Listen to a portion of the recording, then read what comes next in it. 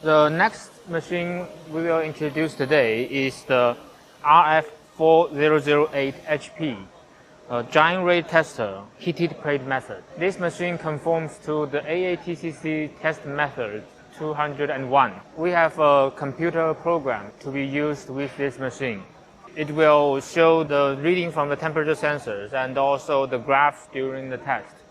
It can also store the test results and export the report for you to print or store. The tester has a top cover that can be opened easily, and in the front of the machine you will see a little cup.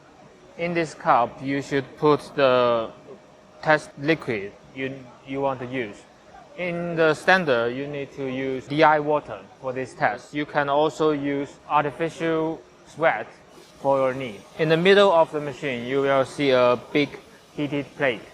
This is where you put the specimen. When doing the test, you need to lay the specimen onto this heated plate with the face of the fabric that will touch the skin of the human facing down. At the middle of this heat plate, there is a little water outlet. When testing, the water will come out from here and will simulate the sweating of human skin. On the side of the machine is the air duct. Air of a controlled speed will come out of this duct horizontally across the surface of the specimen. This is a small metal plate that we use to hold down one side of the specimen closer to the wind to prevent it from sliding away. At the top of the machine, you will see two sensors. One is for the temperature of the specimen, and then the other one is for the wind speed.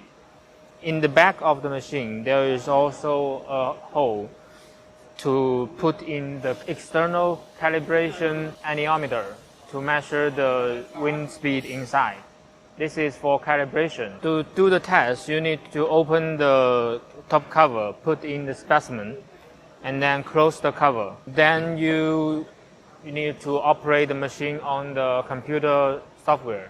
All the data will be automatically collected and calculated. It will also store all the data afterwards for your reference.